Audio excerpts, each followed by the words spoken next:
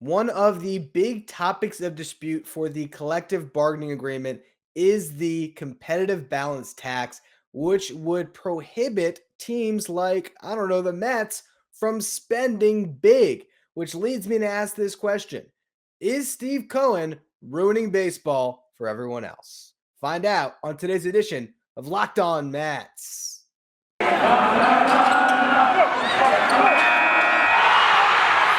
You are Locked On Mets, your daily New York Mets podcast. Part of the Locked On Podcast Network, your team every day.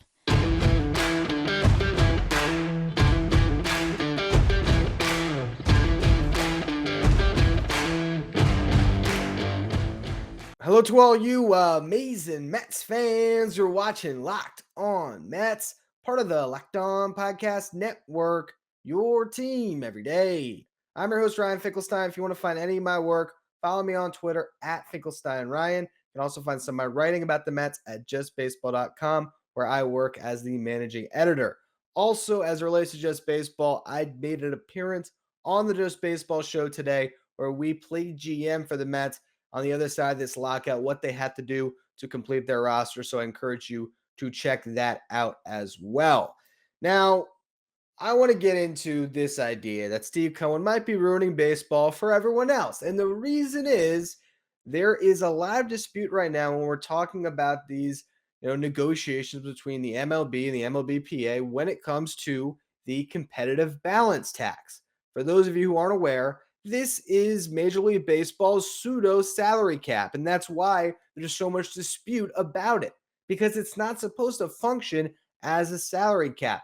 But what it's supposed to do is it's supposed to penalize the big market teams that spend, spreading some money out to the other smaller market, lower revenue teams.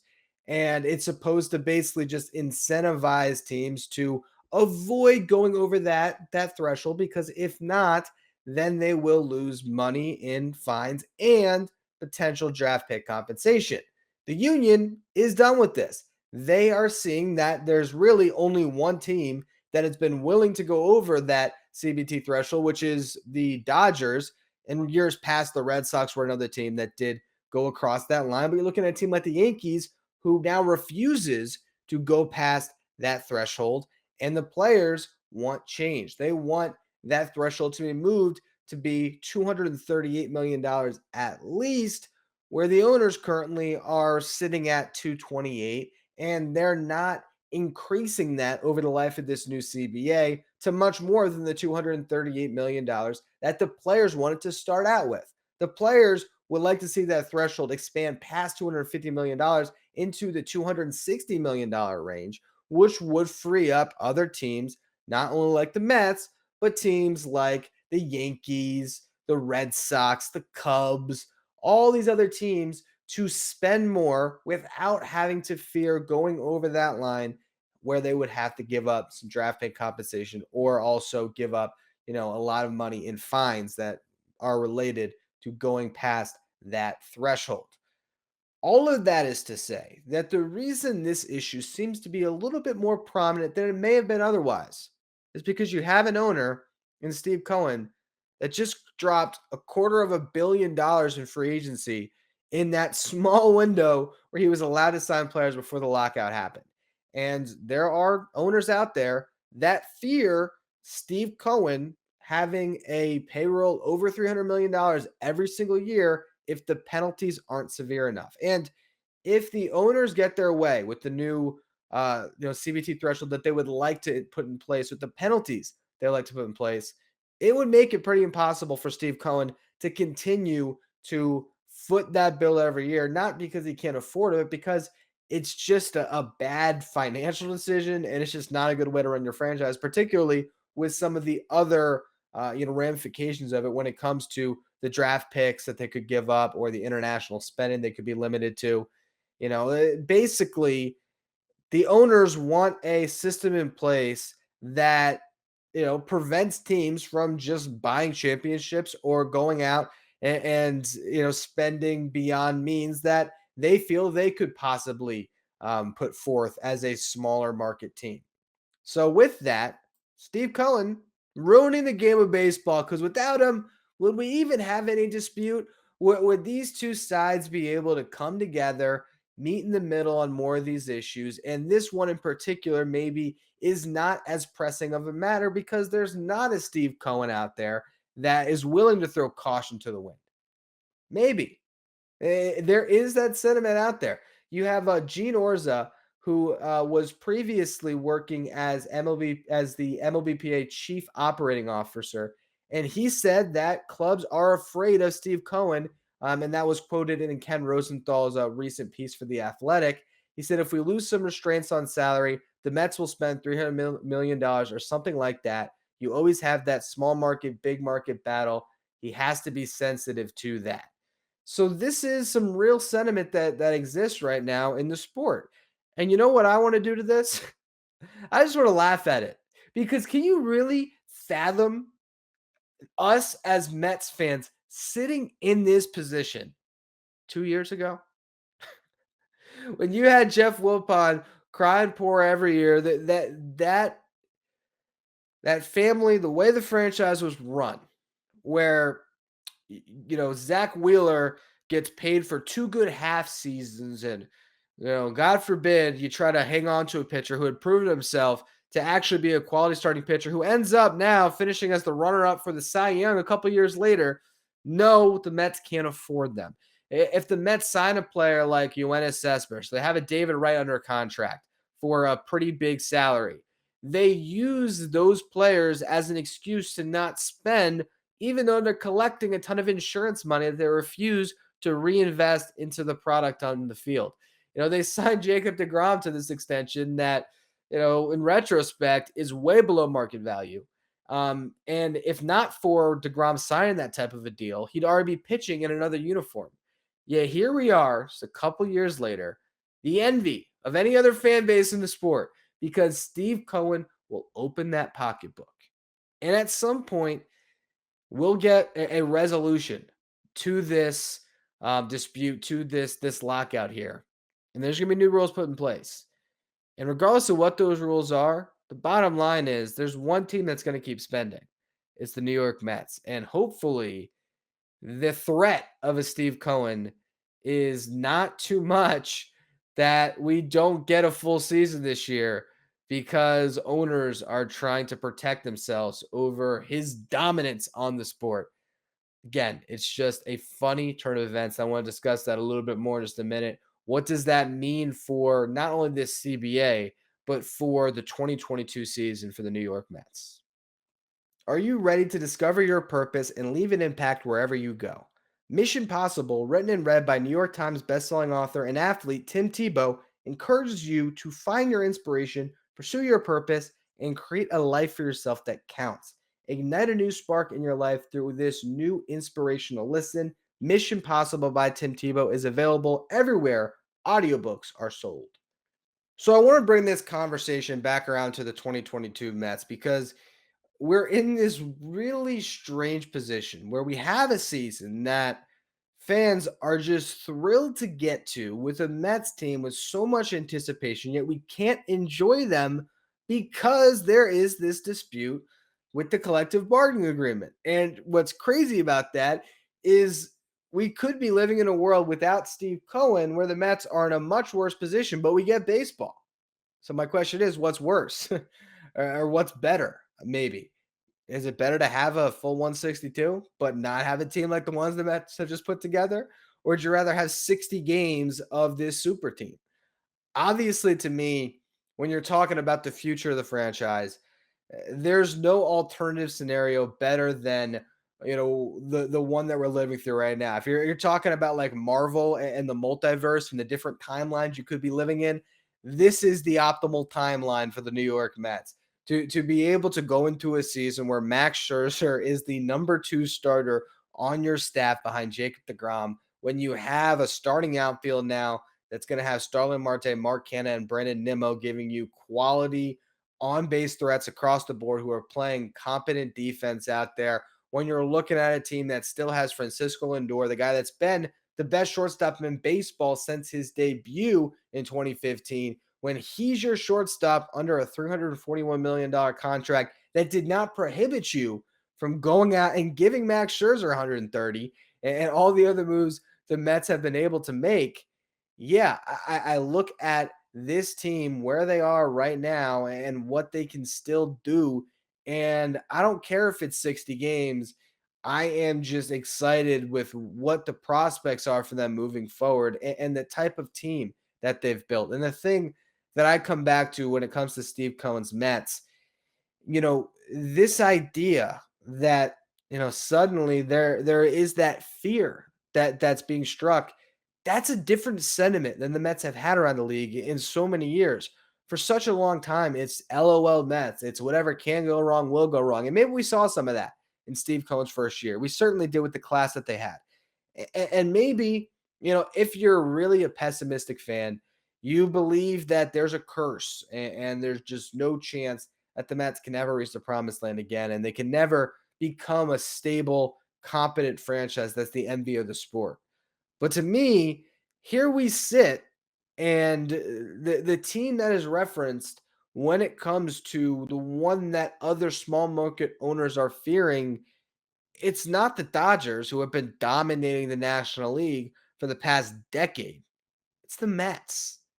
And so are they projecting a brighter future for the Mets than the Dodgers, or at least a parallel future?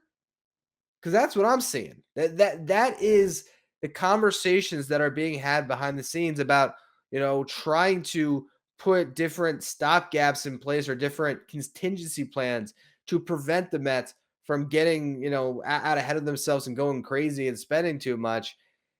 It shows you the financial wherewithal that Steve Cohen has and how intimidating it is in that room. I don't think Steve Cohen's popular when he goes to the owners' meetings.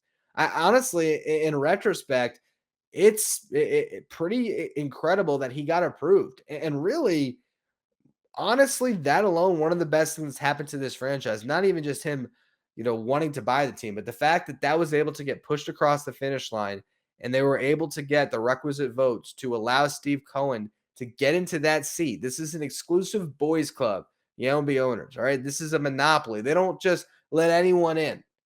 And they decided to let Steve Cohen in. And I think the reason was that it was clearly the best thing for their sport. The sport of Major League Baseball, the league, the business, the operation around it is better if the Mets are great.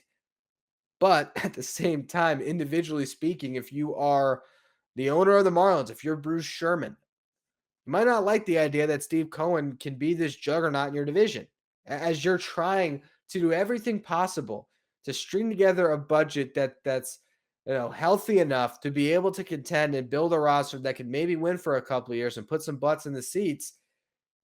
And you sign Sandy Alcantara to a nice little team-friendly extension, and then you look across town, and Max Scherzer is getting a contract that's almost 3 times, the total value of that over the next 3 years, where he's going to get paid, millions of dollars for every single start. Yeah, it's intimidating. And again, as a Mets fan, how can you not be thrilled to be the big brother in New York for once, maybe? It's going to take a while to really change that reputation and to knock the Yankees off that mantle, and rightfully so. Same time, though, no one's fearing the Yankees anymore that same way. No one's fearing, Hal Steinbrenner the same way they feared George Steinbrenner. That fear has now been moved squarely into Steve Cohen's court, and I just think that is a really cool revelation. And I think personally, as a Mets fan, I'm ready to play the villain role. And I wonder if you all feel the same. Are you ready to be the fan base that's hated because the team is that good? That's what I want to talk about a little bit more in just a minute. Built bars are the protein bars that taste like candy bars. They have been the best thing that has helped me stick to a healthy diet this year. And not only do I enjoy the built bars with great flavors like the mint brownie, coconut almond, or my personal favorite cookies and cream, I also really enjoy their new puffs, which are the first ever protein infused marshmallows.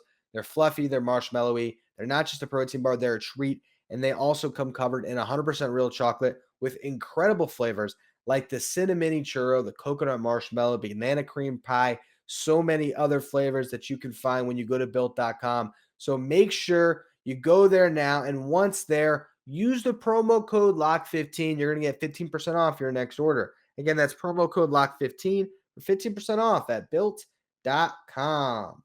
This episode is brought to you by RockAuto. With the ever increasing numbers of makes and models, it's now impossible for your local chain auto parts store to stock all the parts you need. Why endure the often pointless and seemingly intimidating questioning and wait while that person behind the counter orders the parts that you need on their computer, choosing only the brand their warehouse happens to carry, when instead you can just go to rockauto.com and maybe save 30%, 50%, or even 100% more for the exact same auto parts that you would get from that chain store or car dealership. Rock Auto is a family business that's been serving do-it-yourselfers for over 20 years. Their prices are reliably low for every customer. So go to rockauto.com right now, see all the parts available for your car or truck, and make sure you write Locked On in there. How'd you hear about us box? So they know that we sent you. Amazing selection, reliably low prices, all the parts your car will ever need. rockauto.com. All right, so I want to just throw this out there. What do you think, Mets fans, about playing the villain role? About instead of being the lovable losers, the team that everyone likes to laugh at, or for those few years when you have success, the underdogs that proved they could win, the 2015 Mets that came out of nowhere, to instead be this team that people hate, that other fan bases despise, to maybe get to a point, like the Dodgers or the Astros or other teams root for you to lose. I honestly cannot even picture it. I mean, look, born in 95, Mets fan my whole life, never seen it. Never seen it. I can't even tell you the closest I've ever gotten to a dominant Mets era. Is it '06 to '08? Well, they collapsed in '07 and '08. So hard to really, exalt that as a great time. Is it when I was, still in kindergarten with Mike Piazza? Maybe. Good years, never won the division. 2015, Mets win the division, go to the World Series.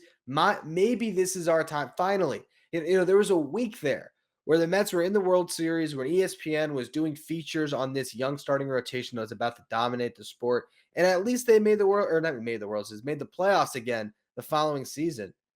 But then they could fall completely flat in 17 and 18, and 2019, it's a little bit of that team, a little bit of a different group that had come in with some of the position players like Pete Alonso and Jeff McNeil and Dominic Smith and JD Davis. And that team was fun, but it was 1 year and they didn't make the playoffs. And then again, crashed back down to earth in the shortened 2020 season when there was 16 teams that made the playoffs and the Mets still couldn't make it.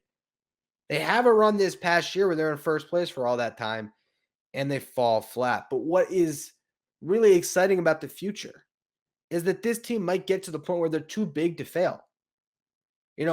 When you are pouring as much resources into this franchise, not only on payroll, but I've talked about this many times in the past, on scouting, on having, more scouts, more coaches than other teams, on having better technology than other teams. There's iPads all over the place now if you go to Port St. Lucie, because they're able to track data for all of these guys so they can develop their players in a better way, and they can also get better results at the major league level. Yeah, this team to me, you look at the margin of error, and it's only going to get smaller every single year that Steve Cohen is in charge. There was a recent report, I want to get the exact figures of this, about how much money the Mets made at Citi Field this past year with the changes that Steve Cohen made. New York Mets revenue surged to $153 million at Citi Field. And I believe that was like $70 million more than in previous seasons, if I'm not mistaken. So just that alone, the business side of things, in a year where they still had less attendance than in past seasons because of COVID. And I think in the beginning of the season, we were still limited seating. And then over time, the ballpark eventually opened up. But to have made so much more money this past year by investing into the franchise, that just bodes well for the future. And it's a weird comparison, but growing up in South Florida, my family did a lot of trips over to Disney World, right? And what the Disney Corporation has done, if you follow, some of their history, is they have spent more money than other people in the theme park space or in other spaces. And by spending more, their net is they eventually over time will make more. And I feel like that is exactly what Steve Cohen's doing here. Where on the front end, the first couple of years, he might run this team at a net loss when you really break it down, or at least in only marginal gains because he might be paying a ton of money in luxury tax penalties and everything else. But someday, very soon, all these investments that he is making into the franchise are going to pay great dividends. And this idea right now that the Mets are a team to watch, that other owners and other teams are fearing, I think that's only going to get magnified year over year here as this franchise continues to build in Steve Cohen's image. So, look, right now we're in a lockout. Hopefully this ends soon and we get to see some baseball. And that's the only way that the Mets can shake their reputation is to win. And there's no guarantee they'll do that. But I think that if you're looking towards the future, this idea that the Mets are a team to be feared is something that has to get you really excited. And personally, I think it would be very refreshing to play the villain once again. I guess the last time the Mets were the villain was 86, right? When the bad guys won. Let's get that again, but let's stretch that out over decades of dominance for this franchise. It's right there for us in the future here. It's right there as Mets fans to see a brighter future on the horizon. You just had to get through, um, this lockout period, which has us all so frustrated. Regardless, though, that will be all for today's edition of Locked On Mets. Really excited about tomorrow's show. Already have that recorded with my guy, Rob Pearsall, who is the founder of Mets Legends. An awesome follow on Twitter. If you want to check that out, a great site that they have. They also have a podcast now. So check that out. Mets Legends is about the obscure Mets that you have forgotten about. But when you hear their names, they will bring a smile to your face.